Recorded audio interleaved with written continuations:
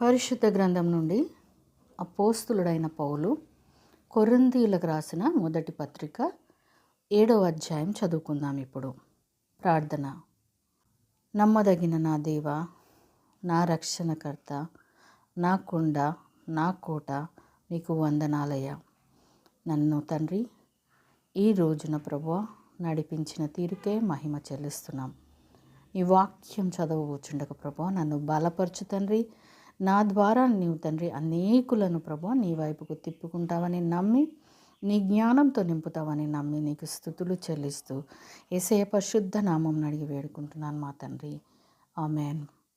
పరిశుద్ధ గ్రంథం నుండి అపోస్తులుడైన పౌలు కొరింథీయులకు రాసిన మొదటి పత్రిక 7వ అధ్యాయం చదువుకుందాం. మీరు రాసిన వాటి విషయము స్త్రీని ముట్టకుండుట పురుషునికి మేలు. అయినను జారత్వములు జరుగుచున్నందున ప్రతి వానికి సొంత భార్య ఉండవలెను, ప్రతి స్త్రీకి సొంత భర్త ఉండవలెను. భర్త భార్యకును, అలాగుననే భార్య భర్తకును వారి వారి ధర్మములు నడుపవలెను. భర్తకే గాని భార్యకు తన దేహంపైని అధికారం లేదు, అలాగున భార్యకే గాని భర్తకు తన దేహంపైని అధికారం లేదు. ప్రార్థన చేయుటకు మీకు సవకాశము కలుగునట్లు కొంతకాలం వరకు ఉభయుల సమ్మతి చొప్పుననే తప్ప ఒకరినొకరు ఎడబాయకుడి. మీరు మనస్సు నిలుపులేకపోయినప్పుడు సాతాను మిమ్మును శోధింపకుండునట్లు తిరిగి కలుసుకొనుడి. ఇది నా హితోపదేశమే కాని ఆజ్ఞ కాదు. మనుషులందరూ నా వలె ఉండగోర్చున్నాను. అయినను ఒకడొక విధమునను మరి ఒక విధమునను ప్రతి మనుష్యుడు తనకున్న కృపావరమును దేవుని వలన పొందియున్నాడు. నా వలె నుండుట వారికి మేలని పెండ్లి కాని వారితోనూ విధవరాండ్రతోనూ చెప్పుచున్నాను. అయితే మనస్సు నిలుపలేని ఎడల పెండ్లి చేసుకొనవచ్చును. కామతప్తులగుట కంటే పెండ్లి చేసుకొనుట మేలు. మరియు పెండ్లి అయిన వారికి నేను కాదు, ప్రభువే ఆజ్ఞాపించున్నదేమనగా, భార్య భర్తను ఎడబాయకూడదు. ఎడబాసిన ఎడల పెండ్లి చేసుకొనకుండవలెను, లేదా తన భర్తతో సమాధాన పడవలెను. మరియు భర్త తన భార్యను పరిత్యజింపకూడదు. ప్రభువు కాదు, నేనే తక్కిన వారితో చెప్పున్నదేమనగా, ఏ సహోదరునికైనను అవిశ్వాసురాలైన భార్యయుండి ఆమె అతనితో కాపురం చేయని ఇష్టపడని ఎడల అతడు ఆమెను పరిత్యజింపకూడదు. మరియు ఏ స్త్రీకైనను అవిశ్వాసి అయిన భర్తయుండి ఆమెతో కాపురం చేయని ఇష్టపడని ఎడల ఆమె అతని పరిత్యజింపకూడదు.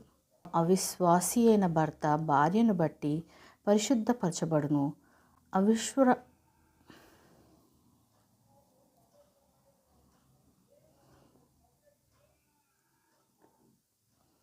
అవిశ్వాసి అయిన భర్త భార్యను బట్టి పరిశుద్ధపరచబడును. అవిశ్వాసురాలైన భార్య విశ్వాసి అయిన భర్తను బట్టి పరిశుద్ధపరచబడును. లేని ఎడల మీ పిల్లలు అపవిత్రులయ్యుందురు, ఇప్పుడైతే వారు పవిత్రులు. అయితే అవిశ్వాసి అయిన వాడు ఎడబాయవచ్చును. అట్టి సందర్భములలో సహోదరునికైనను సహోదరికైనను నిర్బంధం లేదు. సమాధానముగా ఉండుటకు దేవుడు మనను పిలిచి ఉన్నాడు. ఓ స్త్రీ, నీ భర్తను రక్షించదవో లేదో నీకేమి తెలియను? ఓ పురుషుడా, నీ భార్యను రక్షించదవో లేదో నీకేమి తెలియను? అయితే ప్రభువు ప్రతి వానికి ఏ స్థితి నియమించెనో, దేవుడు ప్రతి వానిని ఏ స్థితి యందు పిలిచెనో ఆ స్థితి యందే నడుచుకొనవలెను. ఈ ప్రకారమే సంఘములన్నిటిలో నియమించుచున్నాను. సున్నతి పొందిన వాడెవడైనను పిలువబడినా అతడు సున్నతి పోగొట్టుకొనవలదు. సున్నతి పొందని వాడెవడైనను పిలువబడినా సున్నతి పొందవలెను. దేవుని ఆజ్ఞలను అనుసరించుటయే ముఖ్యము కానీ సున్నతి పొందుటయందును ఏమీ లేదు. సున్నతి పొందకపోవుటయందు ఏమీ లేదు. ప్రతి వాడు ఏ స్థితిలో పిలువబడెనో ఆ స్థితిలోనే ఉండవలెను. దాసుడవై ఉండగా పిలువబడితివా, చింతపడవద్దు గాని స్వతంత్రుడవగుటకు శక్తి కలిగిన ఎడల స్వతంత్రుడవగుట మరీ మంచిది. ప్రభువునందు పిలువబడిన దాసుడు ప్రభువు వలన స్వాతంత్రము పొందినవాడు. ఆ ప్రకారమే స్వతంత్రుడై ఉండి పిలువబడినవాడు క్రీస్తు దాసుడు. మీరు విలువ పెట్టి కొనబడిన వారు కనుక మనుషులకు దాసులు కాకుడి. సహోదరులారా, ప్రతి మనుష్యుడును ఏ స్థితిలో పిలువబడునో ఆ స్థితిలోనే దేవునితో సహవాసం కలిగి ఉండవలెను. కన్యకల విషయమై ప్రభువు యొక్క ఆజ్ఞ నేను పొందలేదు, కానీ నమ్మకమైన వాడనై ఉండుటకు ప్రభువు వలన కనికరము పొందిన వాడనై నా తాత్పర్యము చెప్పుచున్నాను. ఇప్పటి ఇబ్బందిని బట్టి పురుషుడు తానున్న స్థితిలోనే ఉండుట మేలని తలంచుచున్నాను. భార్యకు బద్ధుడవై ఉంటివా, విడుదల కోరవద్దు. భార్య లేక విడిగా నుంటివా, వివాహము కోరవద్దు. అయినను నీవు పెళ్లి చేసుకొనినను పాపము లేదు. కన్యక పెళ్లి చేసుకొనినను ఆమెకు పాపం లేదు. అయితే అట్టి వారికి శరీర సంబంధమైన శ్రమలు కలుగును.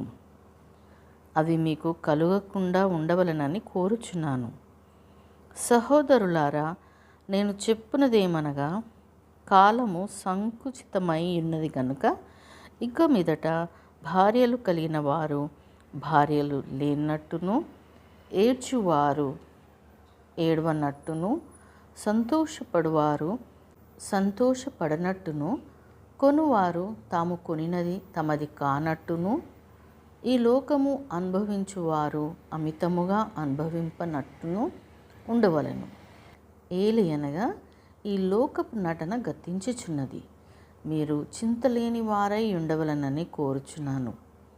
పెళ్లి కానివాడు ప్రభువును ఎలాగూ సంతోషపెట్టగలనని ప్రభువు విషయమైన కార్యములను గూర్చి చింతించుచున్నాడు.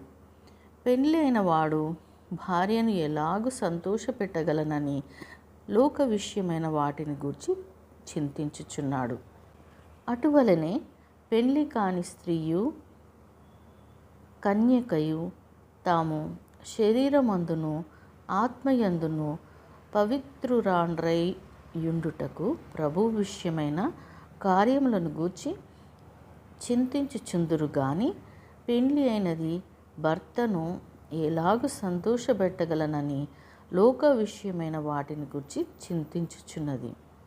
మీకు ఉరి ఒడ్డవలనని కాదు, కానీ మీరు యోగ్య ప్రవర్తనులై తొందర ఏమీ లేక ప్రభువు సన్నిధాన వర్తనులై ఉండవలనని ఇది మీ ప్రయోజనము నిమిత్తమే చెప్పుచున్నాను.